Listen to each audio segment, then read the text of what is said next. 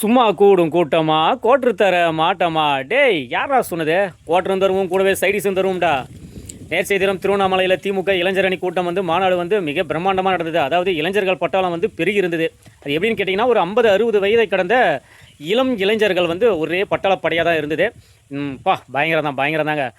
நானும் என்னடா ஒரு பக்கம் பார்த்தா வாழை கொலையை வெட்டுறான், ஒரு பக்கம் பார்த்தா செவ்வரேறி குதிக்கிறான், ஒரு பக்கம் பார்த்தா கோட்டரை ஊற்றி கலகிறான்.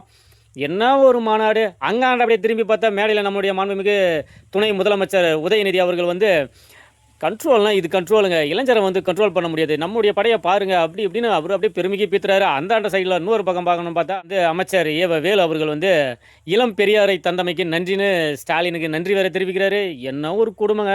பரவாயில்லைங்க, அந்த பெரியார் மனுஷன் அப்போயோ போய் சேர்ந்தார். இருந்திருந்தாருன்னா ஐயோ எப்பா கத்தியத்து குத்து தற்கொலை பண்ணியிருப்பாரா, இல்லை கைத்தேத்து மாட்டி தற்கொலை பண்ணியிருப்பாரா, இல்லை விஷம் குடிஞ்சி தற்கொலை பண்ணியிருப்பாரானே தெரியல. ஏதோ பரவாயில்ல விடு போகட்டும். அதாவது கொள்கைன்னு சொல்லிட்டு கொள்ளையை அடிச்சுட்டு சரி இவ்வளோ பண்ணீங்கள, ஏன் அப்போ விட்டு காசில் பண்ணீங்க? சரி சொல்லுங்களா, மனசாட்சியோட சொல்லுங்கள். ஏன்னா கலைஞர் அவர்கள் செக் தர எல்லாம் அப்படியே கஷ்டப்பட்டு வேர்வை சிந்தி உழைச்சி சம்பாதிச்ச காசு அது. அதை தாண்டி அப்படியே ஸ்டாலின் அவர்கள் அப்படியே படாத பாடுபட்டாரா, கஷ்டப்பட்டாரா, வேர்வை சிந்தனாரா? இப்போ உதயநிதி வேர்வை சிந்தி உழைச்ச காசா? எவன் அப்போ விட்டு காசு? பூரா எங்கள் அப்போ விட்டு காசு தான், மக்களுடைய காசு தான். கொள்ளையாக அடிச்சிட வேண்டியது, கொடுக்க வேண்டியது. இதில் வேறு கொள்கை என்ன வேண்டியது? என்ன கொடுமடாடி, என்ன கொடுமடா. நீங்கள் மறுபடியும் 2026 சட்டமன்ற தேர்தலில் ஜெயிச்சு ஆண்டிங்கன்னா மக்களுடைய நிலைமை என்ன? மக்களோட நிலைமை ஒரு பக்கம் போனாலும் இந்த தமிழ்நாட்டுடைய நிலைமை தான் என்ன கேள்விக்குறி தான்.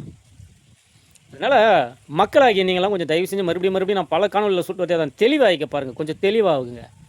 இந்த மாதிரி கேவலவாதிகள்லாம் மறுபடியும் நாட்டை ஆளவே கூடாது. ஒரு நல்ல மனுஷன் தமிழக வெற்றி கழகம் தலைவர் தளபதி அவர்கள் வந்தார். அவர் வேலையை அவர் செய்யணும்னு நினைக்கிறாரு. மக்கள் சந்திப்பை ஏற்படுத்தணும், மக்கள்கிட்ட பேசணும், மக்களுடைய குறைகளை சொல்லணும்னு சொல்லிட்டு வந்துட்டு இருக்காரு.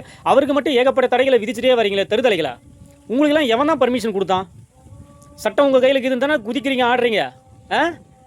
இதெல்லாம் எவன் போட்டு காசில் ஆடுறீங்க? கேட்க ஆள் இல்லை, கேள்வி இல்லை, உங்கள் இஷ்டம் உங்கள் பாடுன்னு நீங்கள் மாட்டுன்னு ஆடுறீங்களா? இதுவாட அரசியல்? இதுவா மக்களுக்கான அரசியல்? எல்லா அரசியல்வாதிகளுக்கும் எல்லா அரசியல் தலைவர்களுக்கும் ஒரே ரூல்ஸ் தானே. அப்புறம் எங்களுடைய தமிழக வெற்றி கழகம் தலைவர் தளபதிக்கு மட்டும் ஏகப்பட்ட தடைகளை விதிக்கிறீங்க? இதில் வேறு ஏதாச்சும் ஒரு மாநாடு அப்படியே கொடுத்துட்டீங்க, ஏதாச்சும் ஒரு பொதுக்குழு கொடுத்துட்டீங்க, அதில் ஏகப்பட்ட பர்மிஷன் ரூல்ஸு. உங்களுக்கெல்லாம் எத்தனை ரூல்ஸு எவன் போட்டான்?